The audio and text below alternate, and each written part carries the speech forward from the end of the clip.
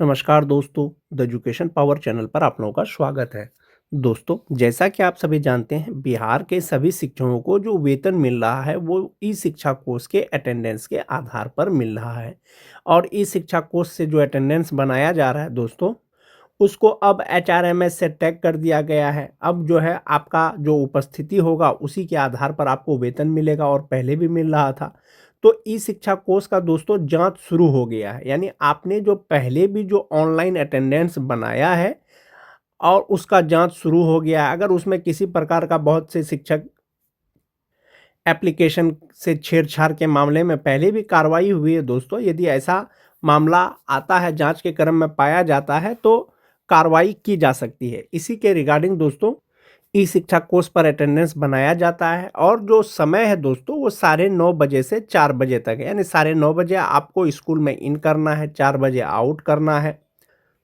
बहुत से जगह में दोस्तों भौतिक जांच में पाया गया कि ई शिक्षा कोर्स से अटेंडेंस बना करके शिक्षक जो है विद्यालय से अनुपस्थित पाए गए। इस पर दोस्तों कार्रवाई हुई है।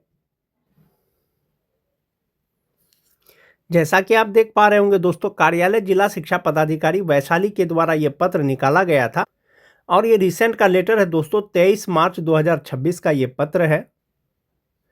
कार्यालय आदेश जिला पदाधिकारी वैशाली को समर्पित परिवाद पत्र के आलोक में जिला कार्यक्रम पदाधिकारी सर्व शिक्षा अभियान वैशाली एवं लेखा पदाधिकारी बिहार शिक्षा परियोजना वैशाली के साथ उत्क्रमित उच्च विद्यालय रमोली पातेपुर एवं उत्क्रमित उच्च माध्यमिक विद्यालय रमोली पातेपुर का संयुक्त रूप से जांच किया गया। यानी ये जो विद्यालय है दोस्तों, संयुक्त रूप से उत्क्रमित मध्य विद्यालय रमोली और उच्च माध्यमिक विद्यालय रमोली पातेपुर का संयुक्त रूप से निरीक्षण किया गया था, जांच किया गया।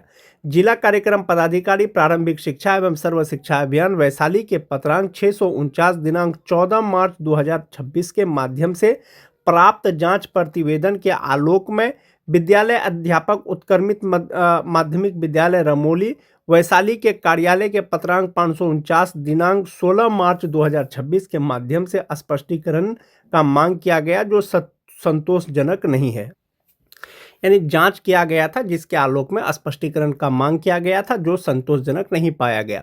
उक्त के आलोक में विद्यालय अध्यापक उत्क्रमित मध्य विद्यालय रमोली पातेपुर वैशाली को उपस्थिति दर्ज कर अनाधिकृत रूप से अनुपस्थित रहने, सरकारी कर्मी के आचरण के प्रतिकूल कार्य करने एवं छात्रों को शिक्षा के अधिकार से वंचित तथा अपने दायित्वों का निष्ठापूर्वक निर्वहन नहीं करने के आरोप में बिहार राज्य विद्यालय अध्यापक नियमावली 2023 एवं बिहार सरकारी सेवक नियमावली 2005 के सुसंगत धाराओं के अंतर्गत तत्काल प्रभाव से निलंबित किया जाता है।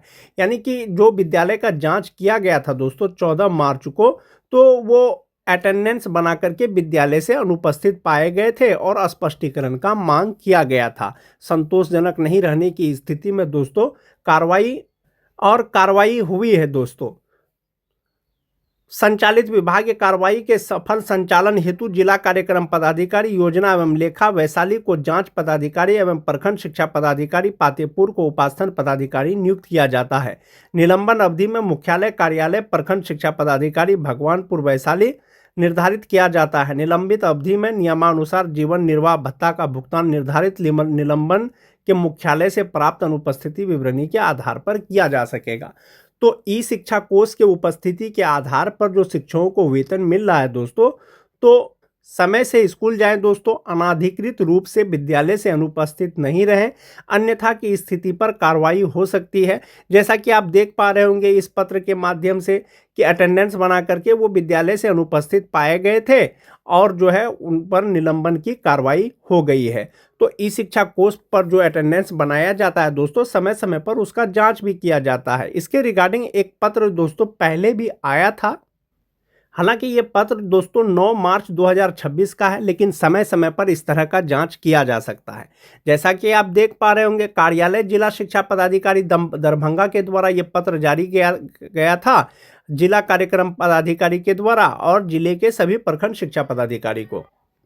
विषय था कि माह फरवरी 2026 में ई शिक्षा कोर्स पोर्टल पर ऑनलाइन उपस्थिति दर्ज नहीं करने वाले शिक्षक शिक्षिकाओं से संबंधित प्रतिवेदन उपलब्ध कराने के संबंध में। ये तो फरवरी का है दोस्तों, फरवरी 2026 का। यदि कार्यालय के द्वारा मांगा जाएगा कि मार्च का जो है, मार्च में कौन से शिक्षक जो है ऑनलाइन उपस्थिति नहीं बनाए हैं, अप्रैल में कौन से शिक्षक जो है ऑनलाइन उपस्थिति नहीं बनाए हैं, तो ऐसी स्थिति में जांच किया जा सकता है। जांच के क्रम में यदि पाया जाता है कि जानबूझ करके आपने ऑनलाइन अटेंडेंस नहीं बनाया है तो कार्रवाई हो सकती है। इसमें कहा गया था दोस्तों इस पत्र के माध्यम से कि उपर्युक्त विषयक अंकित करना है कि विभाग के निर्देशानुसार सभी शिक्षक शिक्षिकाओं को ई शिक्षा कोष ऐप के माध्यम से अपनी दैनिक उपस्थिति दर्ज करना अनिवार्य है। यानी ये मैंडेटरी है दोस्तों, उसी के आधार पर आपको वेतन मिलता है। समीक्षा के क्रम में यह पाया गया कि माह फरवरी 2026 में जिले के कतिपय शिक्षक द्वारा पोर्टल पर अपनी उपस्थिति दर्ज नहीं की गई है, जो विभाग या आदेशों की अवहेलना एवं कार्य के प्रति स्वेच्छाचारिता का परिचायक है। ये तो आपको फरवरी का बताया गया दोस्तों कार्यालय के द्वारा। हो सकता है कि मार्च का मांगा जाए कि मार्च में कौन से शिक्षकों ने ऑनलाइन अटेंडेंस नहीं बनाया है, उसका डाटा भेजा जाए। तो अतः आपको निर्देश दिया जाता है कि संबंधित शिक्षक शिक्षिकाओं से इस संबंध में कारण परीक्षा करें, किन परिस्थितियों में उनके द्वारा ऑनलाइन उपस्थिति दर्ज नहीं की गई एवं इससे संबंधित प्रतिवेदन गूगल शीट में अनिवार्य रूप से भरना सुनिश्चित करें। तो यह फरवरी का पत्र है दोस्तों, ई शिक्षा कोर्स ऑनलाइन अटेंडेंस से संबंधित, जो 9 मार्च 2026 को आया था। तो दोस्तों ऑनलाइन अटेंडेंस के आधार पर ही शिक्षकों को वेतन मिल रहा है।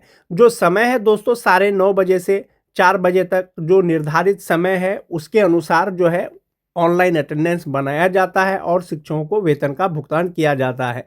किसी प्रकार का भी दोस्तों इसमें एप्लीकेशन से छेड़छाड़ ना करें, समय पे उपस्थिति बनाएं, विद्यालय में अटेंडेंस बना करके आप विद्यालय में ही रहें, अन्यथा की स्थिति पर आप पर भी कार्रवाई हो सकती है। जैसा कि आपने देखा कि वैशाली जिले में एक शिक्षक के द्वारा अटेंडेंस बना करके वो कहीं चले गए होंगे या किसी कार्य से, लेकिन जांच के क्रम में वो अनुपस्थित पाए गए और उन पर निलंबन की कार्रवाई हो गई। या हो सकता है बिना प्रधानाध्यापक को सूचित किए हुए वो कहीं चले गए होंगे, ऐसा हो सकता है दोस्तों। लेकिन स्पष्टीकरण का मांग किया गया था जो संतोषजनक नहीं पाया गया, इसीलिए दोस्तों कार्रवाई हुई है।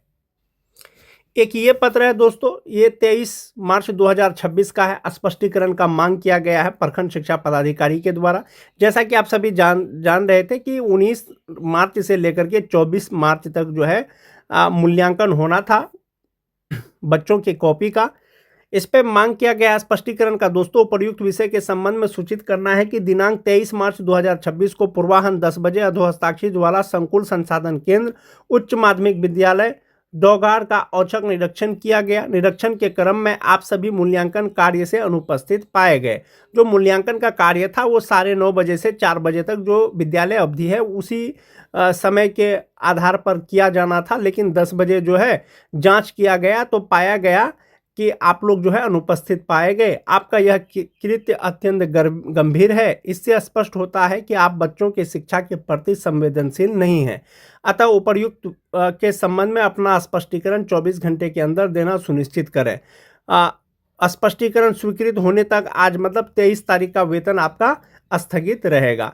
तो कहने का मतलब ये है दोस्तों, जो निर्धारित समय है कहीं पर आपकी प्रतिनियुक्ति की जाती है या विद्यालय में जो निर्धारित समय है 9:30 बजे से 4 बजे तक या जो भी समय निर्धारित किया जाता है उसके अनुरूप आप विद्यालय में रहें। आज के वीडियो में दोस्तों बस इतना ही। धन्यवाद।